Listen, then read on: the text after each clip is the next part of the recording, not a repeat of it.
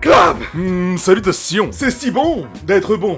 Aujourd'hui, on ne va pas parler d'actualité, bien que j'en ai fortement envie, mais d'un sujet qui m'intéresse au plus haut point. Non pas parce que c'est intéressant, mais parce que ça m'intéresse.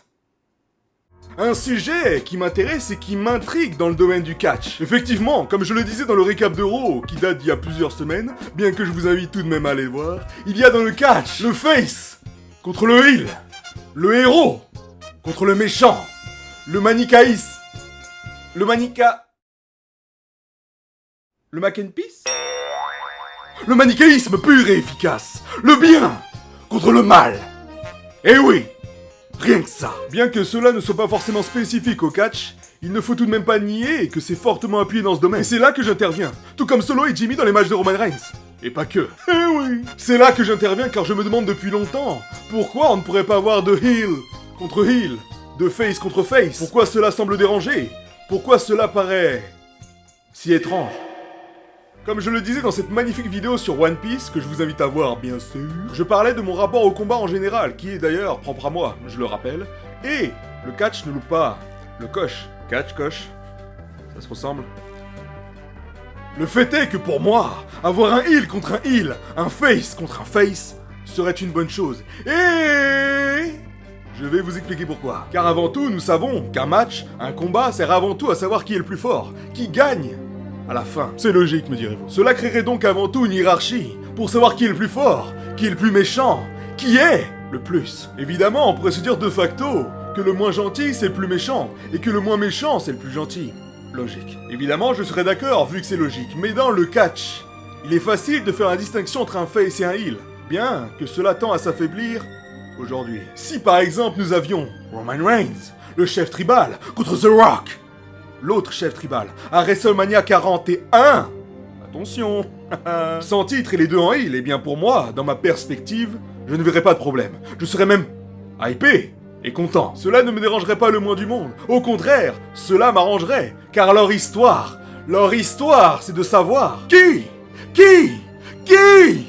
le véritable tribal chief. Qui est la tête de la table. Par conséquent, que les deux soient heel ou non, on aurait tout de même nos préférences. Et en plus, vu l'optique du match, on ne saurait qui gagnera, ni même pourquoi, ni même comment. Et ça, c'est cool. Car c'est imprévisible et l'imprévisible nous maintient dans le kayfabe, nous maintient dans l'histoire, nous maintient dans le match. Le fait est donc que cette configuration de match nous pousserait, nous inciterait à nous impliquer, à nous investir dans ce match, dans cette storyline, dans cette histoire que nous attendons depuis longtemps. La volonté d'être curieux, de revenir chaque semaine pour contempler cette magie. Dans cet exemple, la récompense du combat, qui est donc la place du chef tribal, ne se différencie pas selon les profils. Que ce soit Roman Reigns ou The Rock qui gagne, il sera chef tribal, qu'il soit face ou heel. Étant donné que la récompense est unique, cela n'apporte peu que le chef tribal soit heel ou face. Car le plus important, c'est qu'il soit le chef tribal. Que les deux catcheurs ou catcheuses soient heel ou face ne change pas véritablement les préférences que l'on a. Certains préféraient John Cena, et d'autres, Randy Orton. C'est GOAT. C'est GOAT! La belle époque! Ou alors sur la qualité du match, qui pourrait être un banger monumental. On ne serait donc pas obligé de dire « Ah bah non, les deux sont gentils, pourquoi se battraient-ils » Ou alors « Ah bah, ce n'est pas logique, les deux sont des méchants, les méchants entre eux, ils font l'amour » Quoi? Et ça justement, ça changerait les choses, ça ferait en sorte qu'il y ait plus de rivalité sans pour autant faire des turns de tous les côtés. Eh oui. Bien que, personnellement, j'aime beaucoup les bons turns. S.O. Batista, S.O. Bailey, S.O. Mark Henry. Alors bien sûr, la question est aussi de savoir qu'est-ce qui se passerait si un heel ou un face perdait un match contre un tel. Rejoindrait-il le camp opposé? Le face rejoindrait-il le camp du mal? Le côté obscur du catch? Ou alors, le heel rejoindrait le côté des gentils après avoir perdu? Mais pourquoi? Un méchant qui se fait tabasser par un autre méchant serait-il forcément un gentil? Et un gentil qui se fait tabasser par un gentil deviendrait-il forcément un méchant? Je vous le demande. Si par exemple Cody Rhodes affrontait Sami Zayn ou Jey Uso pour simplement savoir qui est le meilleur au bout d'une storyline où chacun fait de son mieux pour prouver sa détermination, sa volonté de faire de son mieux, on pourrait avoir un banger, une masterclass, sans pour autant devoir changer sa catégorie entre guillemets. Tout comme les heels. Si leur but, leur intérêt est le même, et qu'il est unique, c'est normal qu'ils se confrontent. Par exemple, si on ferait affronter Dominic Mysterio contre Logan Paul, cela ne me dérangerait pas. Pourquoi? Parce que ça ferait un heel contre un heel, mais pas n'importe lesquels. On aurait pour la première fois dans l'histoire de la WWE qui est le plus con match. Eh oui, rien que ça. Il est content le débile. Selon moi, toujours, on serait tout de même impliqué dans l'histoire, car ça serait nouveau. Ça serait une chose qu'on aurait envie de voir. Et bien que cela pourrait sortir de nulle part, en fin de compte, ça serait plutôt facile à raconter. Eh oui, Logan, le connard, qui dit à Dum Dum, l'autre connard, que lui a facilement réussi à battre son père, tandis que Dum Dum, non. Et ce dernier lui répondrait... Ah bah non, il pourrait pas.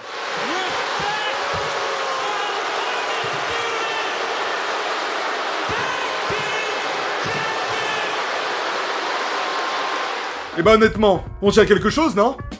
Non? Dans une confrontation, qu'importe laquelle, on a tout de même notre préférence, bien qu'on se sentirait triste pour l'autre. Et tant mieux. Pour prendre un exemple récent, Randy Orton, la légende, contre Sami Zayn, l'underdog, pour une place de qualification à l'Elimination Chamber à SmackDown. Deux gros faces appréciés du public en un contre un. Ça pourrait paraître casse-gueule, mais... Attention, l'un est une légende de retour depuis peu, et est ovationné comme jamais. Et l'autre est un babyface tentant de remonter la pente. Forcément, on est un peu le cul entre deux chaises, ça fait mal. C'est justement ça qui est intéressant. Non. Et c'est justement ça qui est intéressant. Il y a un sentiment nouveau qui émane en nous, et qui est rare. Enfin, ça dépend. Parce que par exemple, en 2014... Bref, c'est la frustration. Quand on a vu Sami Zayn perdre, échouer, malgré tous les efforts qu'il avait fournis, on était triste, déçus. Frustré, car il n'aura pas sa chance au titre. Frustré, car il est coupé court dans son élan. Mais, on était tout de même content pour Randy Orton, car il allait, pour la 9e fois, dans l'Elimination Chamber. Il y a de l'empathie qui vient en nous. On se dit bon, fini les Wati Bizarreries. On veut notre Sami Mania. On veut le voir gagner le titre mondial, ou un titre secondaire, mais un titre quand même. Et bim, c'est parti! On écrit une histoire sympathique derrière laquelle les fans, les millions, pourraient s'intéresser, pourraient s'investir, pourraient suivre chaque semaine. Et après tout ça, est-ce que Randy Orton devient un heel? Non! Pourquoi? Parce qu'il a gagné? Et pour moi, toujours et encore, si on avait plus de ce genre de confrontation, on pourrait amener plus d'engouement. Un affrontement, une bataille des plus épiques dans l'harmonie et la paix, dans la volonté, la détermination de vouloir prouver qu'on est le meilleur. Alors oui, bien sûr, il y a déjà eu ce genre de match, comme je l'ai dit dans les exemples. Mais, il faudrait que ce soit moins mal vu, moins dérangeant. Comme je l'ai déjà dit, un combat est là pour savoir qui est le plus fort.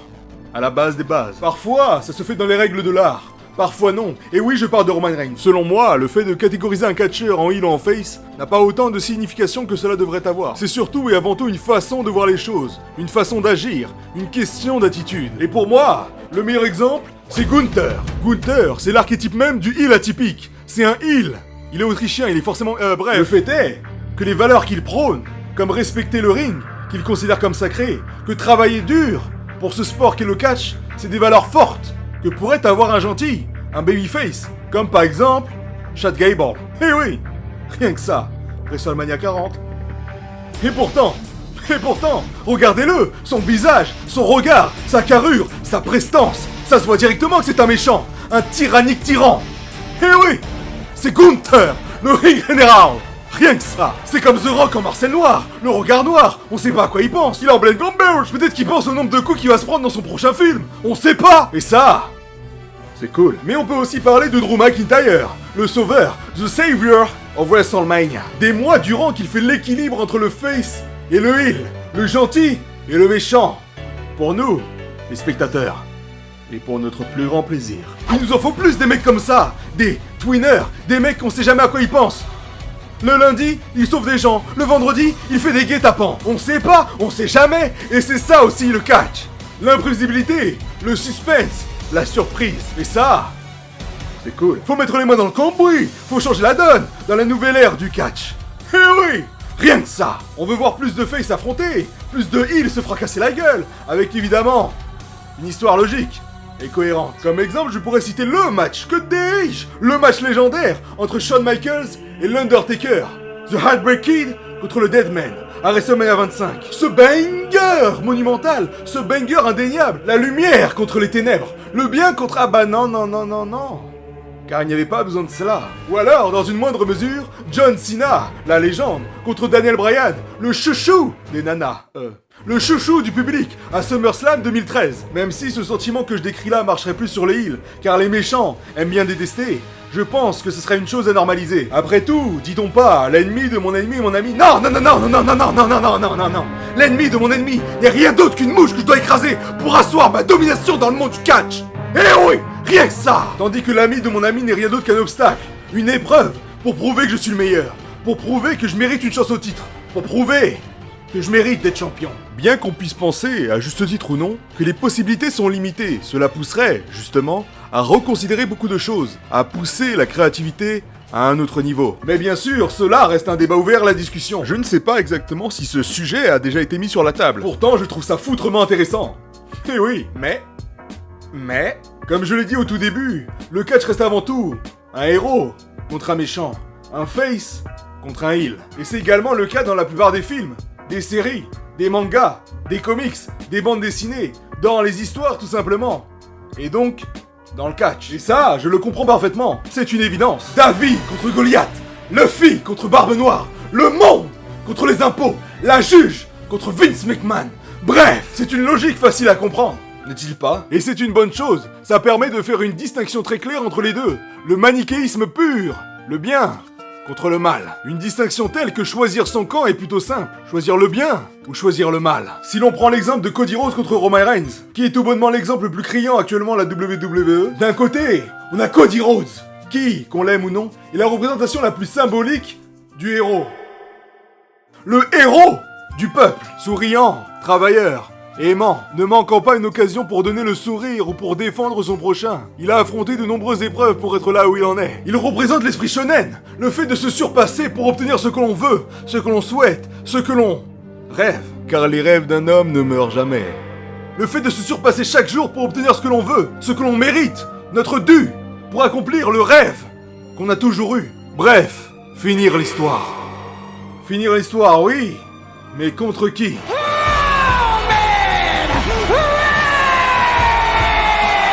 Eh oui! Pour faire un bon gentil, il faut indéniablement un bon méchant. C'est d'ailleurs pour cela que je pense que le règne de Seth Rollins n'est pas au goût de tout le monde. Car toujours selon moi, il est assez dur pour un face de garder la ceinture aussi longtemps. Car s'il y avait un méchant, un adversaire à la hauteur, par logique il lui prendrait la ceinture. Ce qui mettrait donc fin au règne de Rollins. Et par conséquent, on ne pourrait pas vraiment dire que ce règne est bien. Par exemple, si Gunther, le ring général, partait pour le championnat du monde poids lourd, on se dirait forcément qu'il va prendre le titre.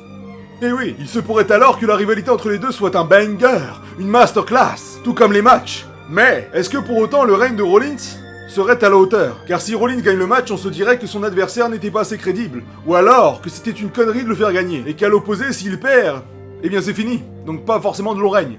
Ce problème si présent est un problème récurrent pour beaucoup de règnes de face en tant que champion. Bien sûr, il y a des exemples de bons règnes avec des face en tant que champion, comme par exemple John Cena en 2006 avec Edge, ou en 2009 avec Randy Orton, car il y avait là de bonnes rivalités. Mais, il ne faut pas nier non plus le fait que les règnes de face ont des dates de péremption bien plus rapides et exigeantes que pour les heels. Par exemple, CM Punk et son règne de 434 jours, bien qu'il ait commencé en tant que face, il a turn heel en plein milieu. Je ne dis pas spécialement que cela appuie mon propos, mais c'est pour statuer le fait que vraisemblablement, il est plus légitime pour un heel de garder la ceinture le plus longtemps qu'un face. Et c'est dommage à vrai dire. J'ai vu certains dire que si Cody Rhodes finit son histoire, son règne sera ennuyant et sans intérêt, tout comme l'a été celui de Kofi Kingston ou Big E. Mais moi je ne pense pas que ces règnes-là soient une fatalité.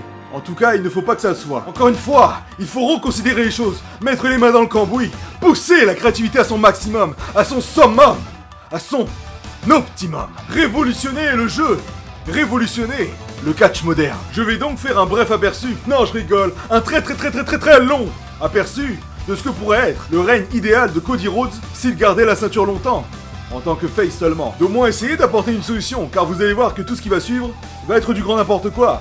Sorti de ma tête bien sûr, mais que ça va quand même être incroyable. C'est parti!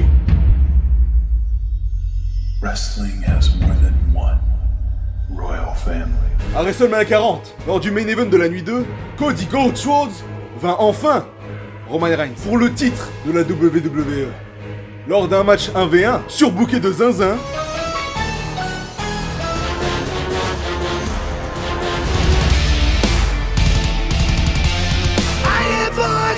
in my head, they can't smell what the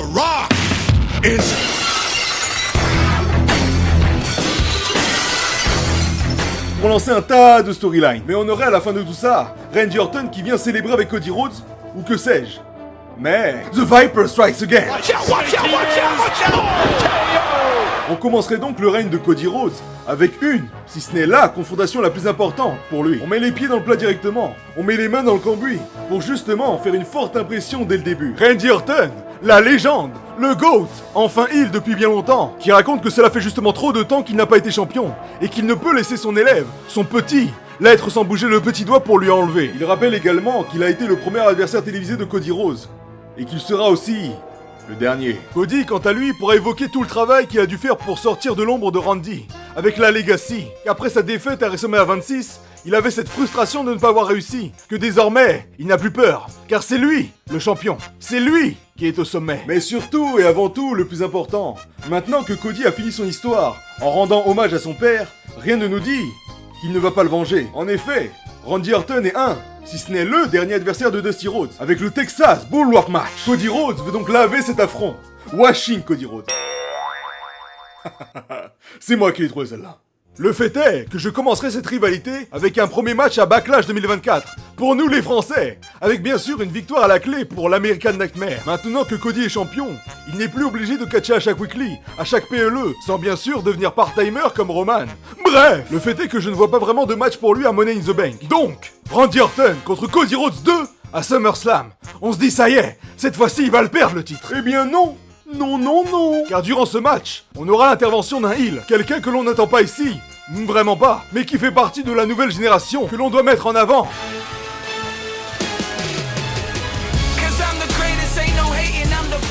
Carmelo Hayes. Eh oui! Rien que ça! Il vient coûter le titre à Randy Orton, bien qu'il le fasse gagner par disqualification, car il dira en promo plus tard que c'en est fini des ancêtres. Le ptio n'a pas peur de rêver grand et veut la ceinture de Cody à l'instar d'un Sheamus à ses débuts. Mais Randy, non, il sera pas d'accord, non! Toujours il, bien sûr, car comme je l'ai dit avant, il faut rendre ce genre de confrontation crédible sans être obligé d'avoir un gentil d'un côté et un méchant de l'autre. Mais avant même que ce segment se finisse, qu'on a quelqu'un qui débarque pour contester.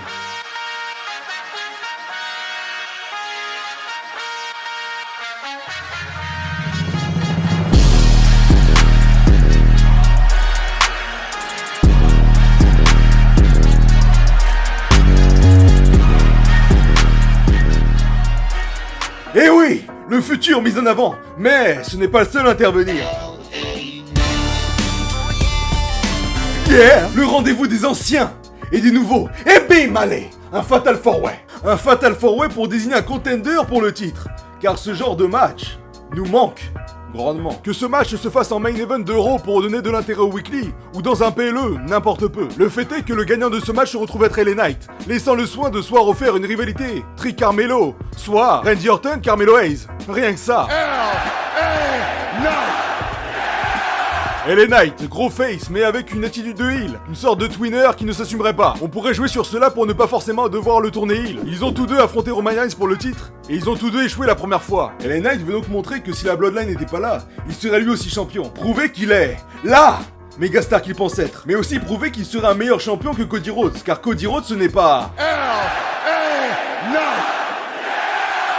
Cody, en tant que champion, on lui accordera du crédit, car ils sont dans la cour des grands depuis peu. Il sait qui est LA Knight. Il sait très bien que ce n'est pas une mince affaire d'en arriver jusque-là, et qu'il accepte volontiers son défi car il est là pour défendre son titre.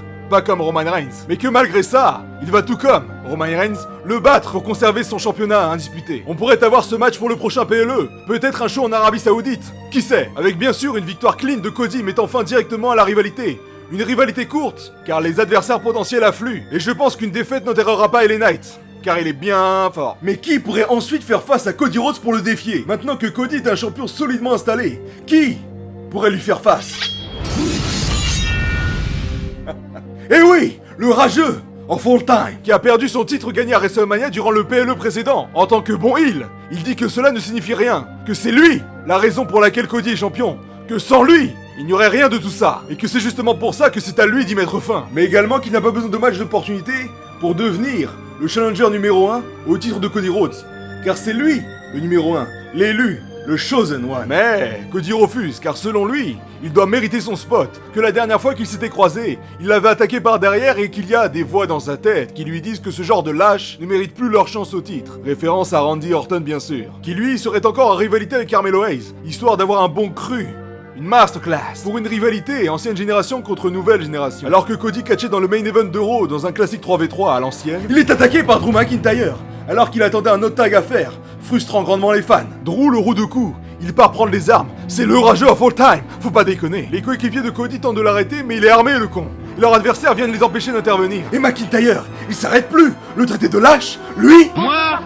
Mais qui allait celle-là? Alors qu'il a fait en sorte que Cody se réveille pour bouger son cul, il le matraque de coups. On dirait presque qu'il veut le blesser.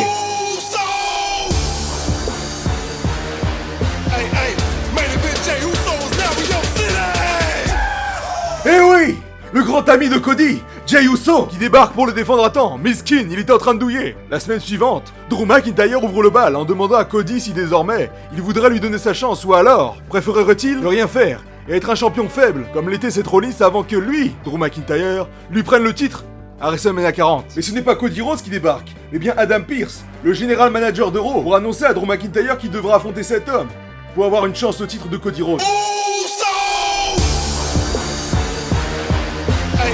Eh oui, quoi de plus logique? En main event de Raw, Jey Uso, que dis-je? Main event, Jey Uso contre le rageux à full time, Drew McIntyre. Rien que ça, on redonne véritablement du weekly au crédit. Du crédit au weekly. Et lors du main event, tout comme il l'a fait avec Sami Zayn il y a plusieurs mois, un low blow, mais cette fois-ci, fait exprès, mais discrètement bien sûr, à l'abri des regards, pour une victoire. 1, 2 et 3. Drew McIntyre défait Jey Uso pour une opportunité au titre. Mais avant d'avoir sa chance, c'est les War Games. Alors, on va faire deux équipes pour faire monter la sauce. D'un côté, Cody Rhodes, Jey Uso, Sami Zayn, Trick Williams, et pour finir, CM Punk. Contre, de l'autre côté, Drew McIntyre et Jay Styles, Carmelo Hayes, Jimmy Uso et Solo Sikoa. Bien sûr, je ne détaille pas spécialement le pourquoi du comment de ces noms, mais sachez qu'il y a de la place pour leur donner du sens. Bref, au cours d'un match 5 stars, l'équipe de Drew finit par gagner. Et là on se dit finalement que Cody Rhodes n'est pas aussi fort, qu'il a perdu son mojo, qu'il est finito. Et c'est là que le Royal Rumble arrive. Il se remet en question. C'est dur de porter le poids de cette ceinture. La pression est toujours aussi forte et particulièrement à l'approche du Royal Rumble. Et il est bien placé pour le savoir. D'un côté, il va devoir défaire Drew McIntyre, et de l'autre, il doit bien ouvrir les yeux sur le vainqueur du Royal Rumble. Alors évidemment, Royal Rumble, il va l'emporter. Mais grâce à un low blow dissimulé tout comme Drew McIntyre l'avait fait contre Jey Uso. Une vengeance personnelle, mais pas de quoi le faire tourner méchant. Il lui retire sa chance au titre de la même manière qu'il l'a obtenu. Jey Uso vient même célébrer avec lui à la fin, ami pour la vie. Et pour ce qui est du gagnant du Royal Rumble 2025. Évidemment. Et oui, le ring général, rien que ça. 2 fois qu'il arrive dans le Final Four, et bien cette année elle est pour lui. Mais qui, Gunther, le ring général, va-t-il affronter à WrestleMania 41? Cody Rhodes, le champion incontesté, indisputé de la WWE. Ou alors, Sheamus, le champion du monde poids lourd, celui qui a battu Drew McIntyre dans un PLE tantôt. Eh bien, compte tenu de leur histoire et malgré ce qu'on pourrait croire, il va partir chercher Sheamus pour un autre banger 5 étoiles. Mais surtout et avant tout car il est certain de pouvoir le battre, comme il l'a déjà fait. Mais aussi car il sait que seul lui peut rendre le titre poids lourd pertinent, comme il l'a déjà fait avec le titre intercontinental. Ce titre a besoin du ring général. Mais alors finalement, qui va affronter Cody Rhodes à WrestleMania 41? Eh bien, il va affronter quelqu'un qui a failli avoir sa chance à l'Elimination Chamber de l'année dernière. Quelqu'un qui a cependant gagné celui de cette année. Quelqu'un qu'on avait presque oublié et qui pourtant est à la base de tout cela. Et oui, la trilogie, le chapitre final au sommet du WrestleMania 41. La fin de la saga, la fin de la rivalité entre le mentor et l'élève. Tout comme dans l'autre main event où on aurait The Rock contre Roman Reigns pour savoir qui est le véritable chef tribal. The Once of a Lifetime. Et pour Cody, la trilogie de la Legacy. Mais bien sûr, comme Cody Rhodes est le héros, l'étendard de l'esprit shonen, le combattant qui se surpasse à chaque affrontement, il parvient à battre Randy Orton une deuxième fois. À la fin, The Legend Killer, Randy Orton, le GOAT, est obligé de s'avouer vaincu et lève le bras de son élève, Cody Rhodes. Rien que ça. Mais de l'autre côté, dans l'autre nuit, on a The Heel Rock qui vient à bout de Roman Reigns, devenant ainsi le véritable chef tribal. Mais il n'a pas envie d'en finir là. Non, non, non, non, non, non. Il n'a pas oublié ce que Cody a dit sur sa famille. Il va lui faire vivre un enfer. On part donc pour une longue rivalité entre Cody Rhodes, le champion, et Psychopathe, Corporate Rock. Rien que ça. Alors il va user de son pouvoir d'autorité pour évincer Cody à tout prix. D'abord, il lui envoie tous les Samoans de la Terre sur la gueule. Un handicap 3v1 en main event de Backlash, en plein dans sa gueule. Et alors qu'on pensait qu'il allait perdre, d'autres Samoans interviennent. Eh oui, Jey Uso, son ami de toujours. Eh bien non, Jey Uso fait un heel turn, causant ainsi la défaite de Cody Rhodes. Jey Uso, qu'il pense être son ami, qu'il pensait qu'il allait le sauver en calmant sa famille, le trahit dans le dos. Et ce, pour obtenir gratuitement une chance pour le titre à SummerSlam 2025. Alors que de l'autre côté, on a Sami Zayn, le vainqueur du Money in the Bank de l'année précédente, en 2024, qui cash-in sur Gunther, qui s'est blessé pendant son match revanche contre Sheamus. Eh oui, nouveau champion. Soirée incroyable pour ce Backlash au Québec. Rien que ça. Et pour Money in the Bank 2025, on fait en sorte que Cody Rhodes se venge en affrontant chacun des 3 Samoans en 3 matchs 1v1 pour le titre. Ça n'a aucun sens et c'est complètement bâtard. Rien à foutre. C'est Psychopathe Corporate Rock qui décide. T'insultes sa famille et tu penses impunément que tu vas t'en sortir? Non, non. Eh bien là, tu vas bosser. Le premier match, il le gagne clean. Le deuxième, Cody Rhodes le gagne par disqualification. Et le dernier, il le gagne aussi au bout d'une masterclass de Super Cena, de Cody Rhodes, le héros, arrivant à se dépêtrer de la folie du rock. Mais le plus dur reste à venir. SummerSlam 2025. On a alors un match entre Cody Rhodes et Jey Uso. Et comme c'est pas rien, on fait un TLC match. Des échelles, des tables, des chaises. En veux-tu? En voilà. Un banger.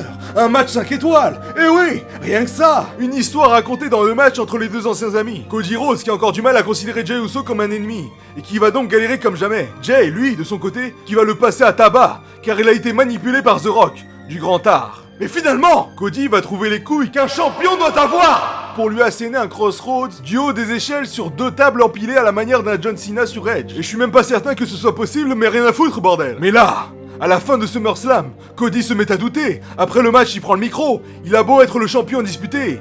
La menace du psychopathe Corporate Rock prend le pas de plus en plus sur son esprit. Complètement essoufflé, Cody Rhodes dit qu'il pensait que cela n'allait être qu'une étape parmi tant d'autres. Et que si même ses amis, enfin, ce qu'il pensait être ses amis complotent contre lui pour son titre, il se dit finalement que cela ne valait peut-être pas la peine.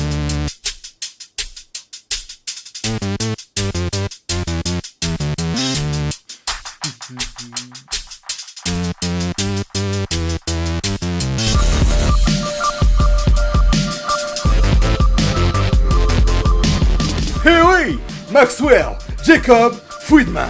Rien que ça, qui fait ses débuts à SummerSlam 2025 dans une salle pleine à craquer. Les fans chantent, ils crient, ils pleurent, ils sont excités. On l'attendait depuis v'là longtemps et v'là qu'il fait face à Cody Rhodes. Il débarque, il prend le micro et il commence sa promo par Cody, ça faisait longtemps. Cody, it's been a long time. Si tu ne veux plus de ce titre, je vais le faire devenir mien. If you don't want this title anymore, I will make it mine. Because, Cody Rhodes, I'm better than you.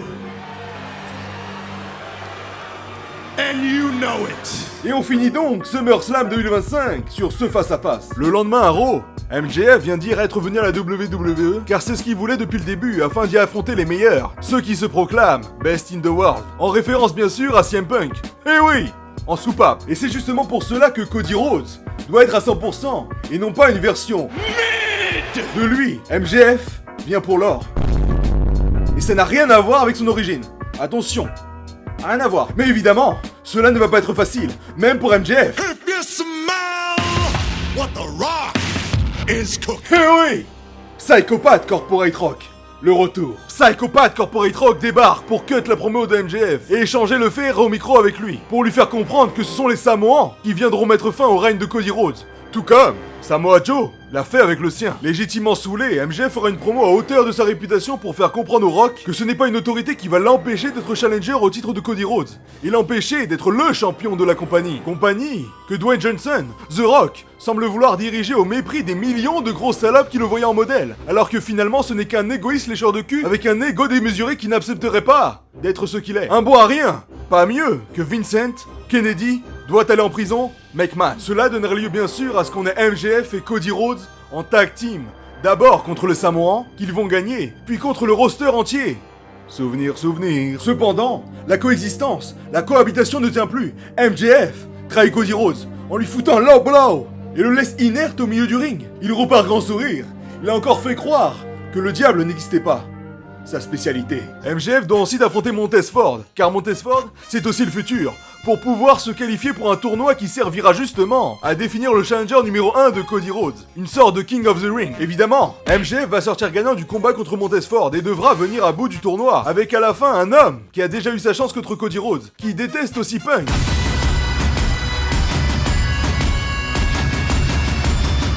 Drew McIntyre, le retour. Et ce match aura bien sûr lieu dans un PLE. Mais assurément, on n'oublie pas Psychopath Corporate Rock. If you smell what the Rock is cooking. Qui enverra ses Samoans, dont Jay et Jimmy, foutre la merde dans ce match, obtenant alors un match nul. On aurait donc un Fatal 4-Way pour la prochaine défense de titre. Cody Rhodes contre MJF, contre Drew McIntyre, contre Jey Uso. Rien que ça. Les trois sont contre Cody. À l'instar de Roman Reigns au Royal Rumble 2024, mais dans l'autre sens. Car Cody reste le héros ici. Et à la fin d'un combat spectaculaire, il vient à bout de ses adversaires avec un finish, avec tous les finishers qui s'enchaînent. Cody qui crossroad MJF, puis part pour un deuxième, mais l'envoie se prendre un Claymore à sa place. Et enfin, un splash de Jey Uso sur MJF pour qu'au final, ce soit Cody qui fasse le pin sur MJF. On pourrait croire qu'on l'enterre, mais que nenni! Au contraire, cela lui laisserait la porte de sortie pour rentrer en rivalité avec l'autorité du Rock et son représentant, Jey Uso. On aurait donc une rivalité conséquente entre les deux pour savoir qui affrontera Cody lors du Royal Rumble. Comme un signe de revanche, MJF vient abattre Jey Uso une dernière fois lors de Survivor Series pour affronter Cody en AV1 pour la première fois à la WWE lors du Royal Rumble 2026. Pendant ce temps-là, Cody Rhodes vient faire une promo pour se rappeler de ses deux Royal Rumble gagnés en 2023 et 2024. Mais surtout et avant tout pour confronter The Rock, pour mettre enfin un terme à son autorité nocive qui parasite le vestiaire entier. Ici ce n'est pas Cody Rhodes contre The Rock, non, non, non, non. C'est l'univers de la WWE contre le gros rocher. Et assurément, Psychopath Corporate Rock viendra répondre sous les huées en disant qu'il n'en a rien à faire de son avis. It doesn't matter what you think. Car c'est lui qui est au sommet. C'est lui, le décisionnaire. C'est lui, le véritable chef tribal. Et oui, le retour, Roman Reigns, qui vient faire un spear sans vergogne sur The Rock, sur la scène d'entrée, regardant ensuite le public sous une bronca. Les fous, ils veulent faire de Roman Reigns un face. Mais cependant, à la fin, il fixera surtout Cody Rhodes avec son titre, qu'il a perdu il y a presque 2 ans de cela. Roman Reigns est-il vraiment face ? Quoi qu'il en soit, lors du Royal Rumble 2026, Cody Rhodes devra affronter MJF pour le titre. Et ce, dans un Iron Man match. Iron Man match. Iron Man match. Iron Man match. Car ça fait longtemps qu'on n'en a pas eu un. Et c'est des bangers. Et alors que Cody Rhodes gagne 3-2, Roman Reigns vient mettre une spear ou deux. Une spire ou deux. Pour égaliser MJF. 3-3. Prolongation. Dans un combat complètement sensationnel avec 2 hommes à bout. Donc Cody qui pisse le sang car maintenant c'est Netflix. On va faire comme si on avait le droit. Les deux se retrouvent sur la table des commentateurs. Et Cody fait un crossroad sur la table pour la victoire. 1, 2, hey, 1, 2, 3.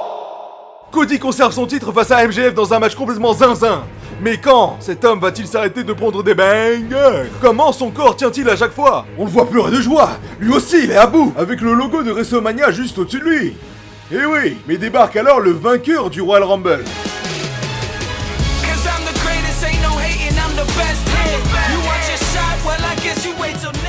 Mellow is money. Ben ouais, faudrait pas l'oublier ce con. Il était là pour intervenir lors de SummerSlam 2024, mais il a dû faire face au tumulte pour revenir sur le devant de la scène. Pour enfin avoir un face-à-face contre Cody Rhodes à WrestleMania. Le futur, c'est lui. Néanmoins, à WrestleMania 42, pour les 2 ans de règne, Cody parvient une nouvelle fois à conserver plus de 600 jours de règne pour l'élu du public qui commence sérieusement à lui tourner le dos. Tout comme ses amis l'ont fait pour rejoindre le côté obscur. De l'autre côté, on a Roman Reigns, mettant fin à l'autorité du Psychopath Corporate Rock en battant dans un handicap match Jey Uso et The Rock. Rien que ça. Ainsi, The Rock, qui a beaucoup participé dans les storylines, veut enfin retourner à Hollywood. Cody Rhodes, toujours champion donc, vient donc à Raw après Mania pour faire une promo pour parler de ses jours de règne, de toutes les épreuves qu'il a eues et qu'il a surpassées avec brio. Évidemment, il savait pertinemment que cela ne serait pas facile, mais il est fier d'avoir réussi, fier d'être un champion combatif. Mais il est l'heure de prendre une pause et devenir un part-time. Non, je rigole, haha, que nenni. C'est pour cela qu'il ouvre un Open Challenge pour quiconque souhaitant vouloir le titre.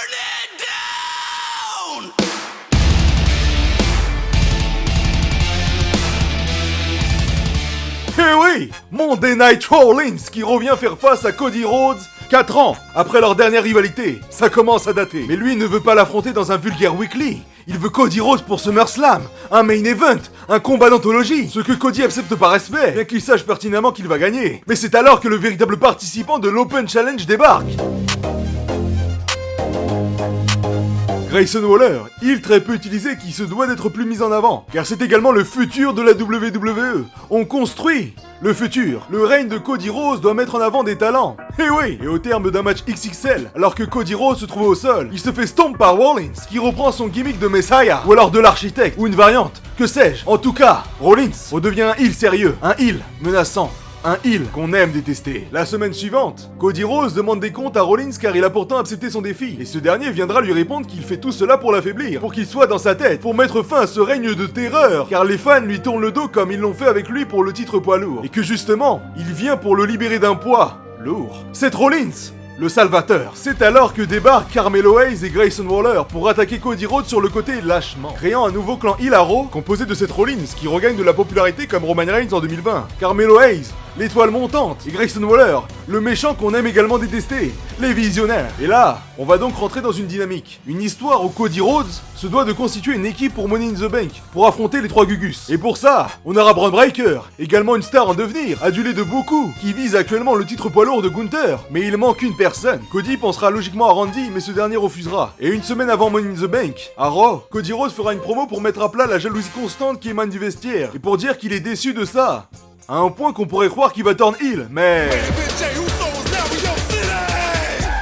Jey Uso, son ancien ami, vient faire son face-à-face. Et au bout d'une promo lourde de sens sur leur relation, car Jey avait pensé que Cody Rhodes l'avait utilisé, en le séparant de sa famille, mais il finit par rejoindre son équipe pour turn face. Cependant, lors du PLE, ils perdent contre les visionnaires, car c'est eux le futur clan dominant. Et alors que Cody Rhodes allait commencer son combat contre Seth Rollins à SummerSlam 2026, les visionnaires débarquent pour le passer à tabac. Seth Rollins s'apprête à lui faire le stomp victorieux pour s'emparer du titre, mais...